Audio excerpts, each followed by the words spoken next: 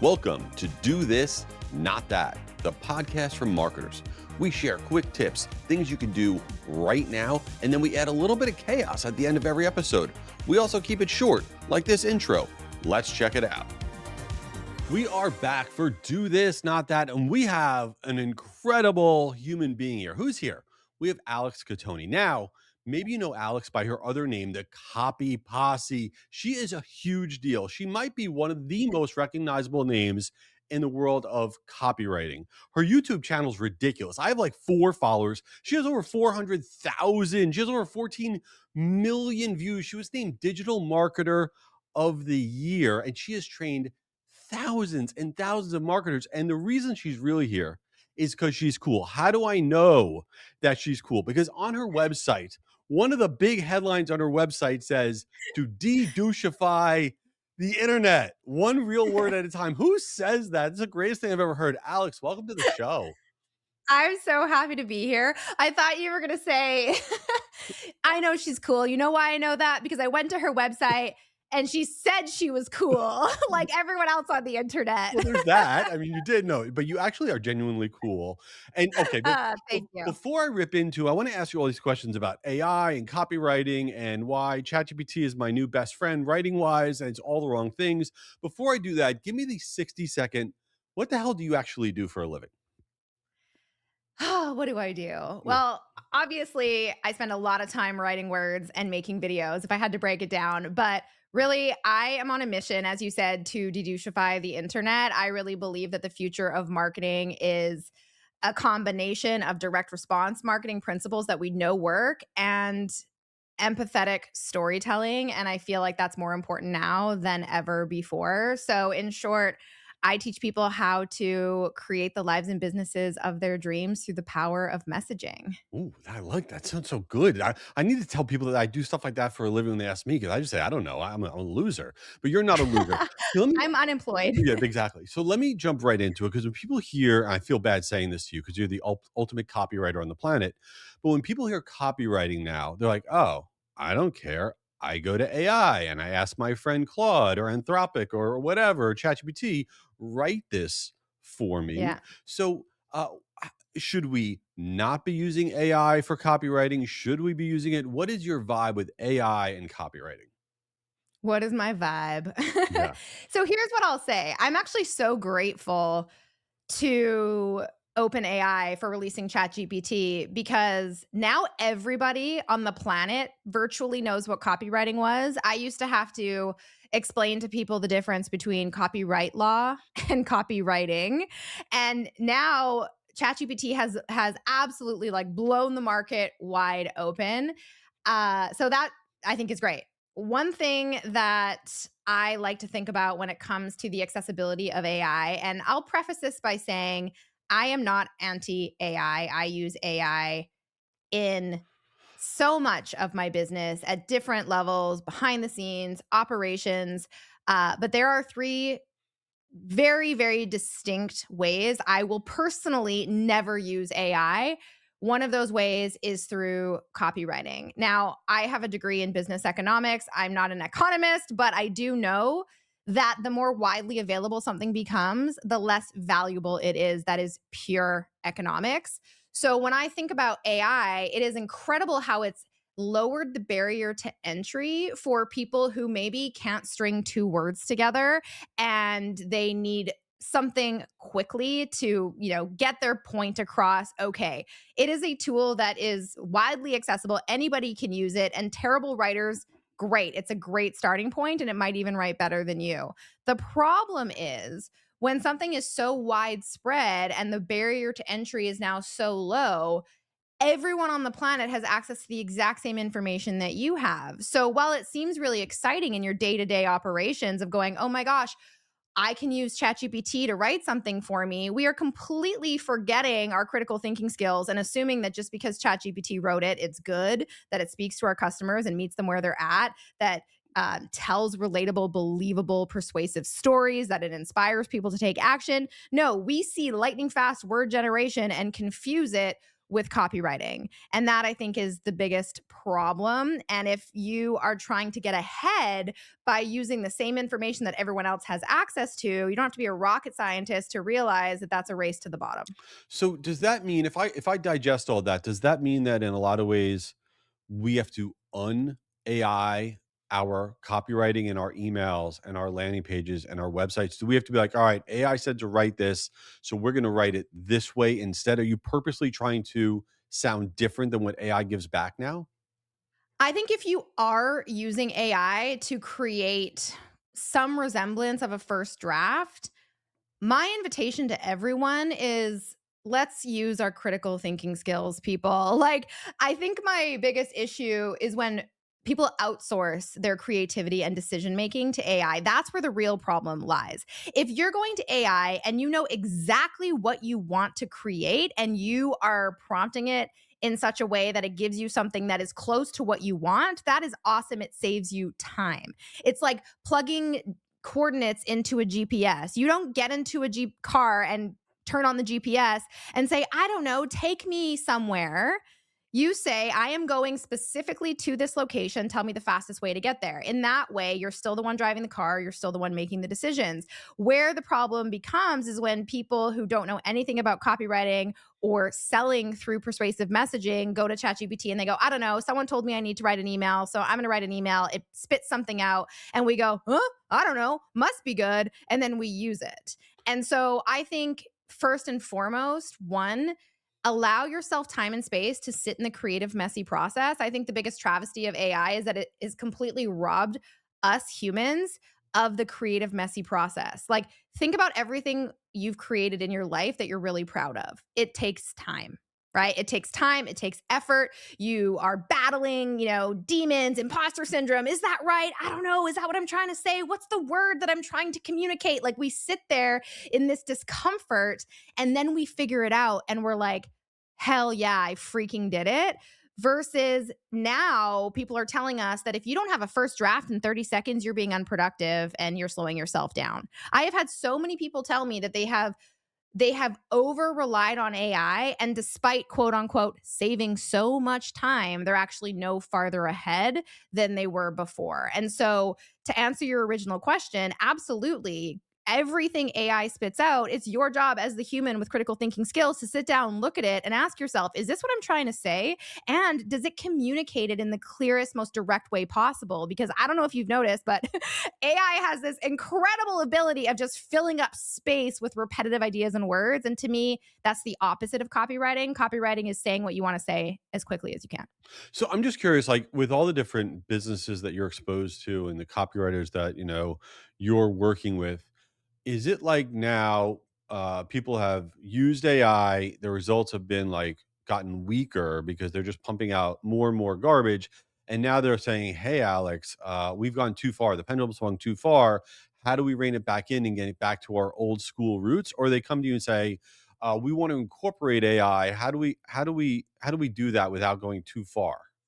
I think that's exactly right. I think like any time something comes on the scene and it's brand new, classic marketers, we freaking ruin everything. We Yep. go overboard. We try to shortcut and hack our way to the same result.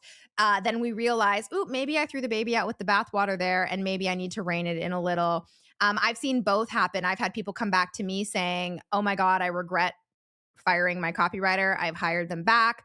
I've had my own students tell me this, that they lost clients and when they thought AI could do their job for them, and then they hired them back. But what I think is really important for copywriters today is to not keep your head in the sand and be so much of a purist that you're like, no, it is my art and I am never going to learn how to use these new tools. Which is why I teach in all of my programs. Listen, I'm going to teach you how to think like a marketer. I'm going to teach you how to sell with storytelling. I'm going to teach you how to be more persuasive. And I will show you ways that you can use AI to shortcut the process. Just make sure you're the one sitting in that editor's seat so that you can make sure you're producing results that you're really proud to put your name on. And I'm not the only one that's seeing this pendulum swing. There was a study done by Forrester that showed 55% of companies who laid off workers thinking that they could use AI instead have now said they regret that decision. All right, I want to ask you a very loaded question that we didn't talk about, and I'm just curious because you have the perspective on Earth. So if I'm out there and I'm like, maybe I'm thinking about getting a degree in copywriting, or I call myself a copywriter, is this in this world that we're in? Is this a good career, or am I in deep crap? Yeah, great question. If you look at the demand for copywriting services, it is actually on the rise. There is so much data to show that the demand for copywriting is now on the rise, even post AI. And so I Wow. think it's really easy for someone who's just getting started to immediately see words being spit out on a page as going, oh my God, that's what I do. I'm now obsolete. When the reality is now that everybody has the ability to pump out words, what they desperately need are creative storytellers and critical thinkers who can look at that and go, this is good, that's not good, that's not good, that's not good, that's an idea that actually might take me in another direction. And so what has happened is the definition of copywriting has always been more than writing words on a page. I mean, I always say copywriting is actually being an expert marketer and then also having the ability to write. But outside in the outside world, to those who don't know what copywriting is, I get the fear, but you look at the data, the market is at 25 billion in 2025. It's projected to grow to 40 billion by 2030. You look at the top three fastest growing freelance services in the world. Number three is writing. It is on the rise. It surged by 25% last year. Across the board, the demand for copywriting is going up. In fact, there was a huge piece in the Wall Street Journal at the end of last year showing that the demand for storytellers is through the roof. Even companies like OpenAI, Anthropic, all these huge tech AI companies are investing multi six figures into creative positions at their company, which only tells you one thing. Even the companies that invented, the technology behind this word pumping out are now looking for creative minds to come and lead the charge on that. So the definition is shifting, just like many things do in the marketing world. You've been around long enough, you know that nothing ever dies; it just shifts form, and the demand is far and above on the rise than it ever has been. Listen, I'm going to make a clip of what you just said, and I want the world to see it because if there's one industry, one sector, one specialization that I think people would think is going to get gobbled up, that AI is going to take my job, it would be copywriting. And for you to share that perspective is so, I think, empowering to marketers out there because I think it's such total trash where everyone's like, AI is going to take our jobs. We're all going to be clipping robot toenails for a Mhm. living or whatever. It's going to be, on my opinion, AI adjacent is going to be what all Yeah. of our jobs are. It's not coming for our job. And if it's not coming for Yeah. copywriting, it's not coming for anybody else's job either. Yeah. Well, and here's the thing, yes, it's my perspective, but it's also the data. I Yeah. mean, I have gone deep down the rabbit hole because for a while there, I wanted to make sure I wasn't just talking out of my ass. I was like, am I the delusional one that thinks that this is a really high level skill that people are going to need more of? And that I think is the most important thing is if you want to future proof your income, future proof your life, your business, learning to think critically as a marketer and then being able to communicate that clearly and persuasively, whether it is sitting across a boardroom in a meeting, whether it's giving a presentation on stage, whether it's talking to or your future employer in an interview, whether it's writing an email or a proposal, like when is that never going to be a skill that we need to possess as humans? I am honestly very fearful for the people who think that AI can just do that job because they're the ones who are going to be left behind. I love this. I love everything about this. All right, before we run out of time, I got to dig into this idea of de-douchifying, but I want to go forget about the marketing side of de-douchifying and the copywriting side of de-douchifying. Like if you and your husband go out for dinner with another couple that's a new couple, whatever, and this guy, one of the guys starts spouting off about how great he is, in your head, you're like, that guy's a douche. Like, is this de-douchifying like all pervasive throughout your entire life, or is it just related to the copywriting?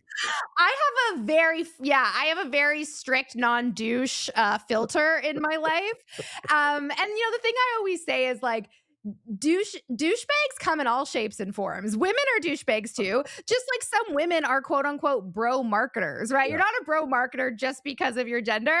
And I am very obviously opinionated and loud about that. But to me, dedouchifying the internet, like there's just new layers of douche all the time. I mean, I Yeah. initially started my YouTube channel because I had worked behind the scenes. What many people don't know is because they see I started my YouTube channel in 2019. For 10 freaking years before that, I was working in the trenches behind the scenes in many large personal development brands and businesses. And I got sort of, you know, very very excited by marketing and personal development and bright-eyed and bushy-tailed when I got into the industry. And then you realize like, wow, douchebags exist everywhere, even in personal development, especially in marketing.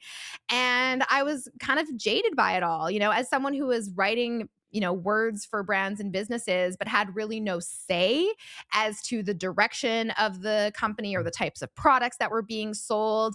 I sort of felt like, oh my gosh, why is nobody talking about the ethics of marketing? And so I started my YouTube channel really as a platform for sharing what I believe to be good marketing and empathetic marketing that truly helps people, because I saw this huge gap between these business owners who had products and services that could genuinely help people. They were subject matter experts and they cared about their customers, and they just had no freaking idea how to sell.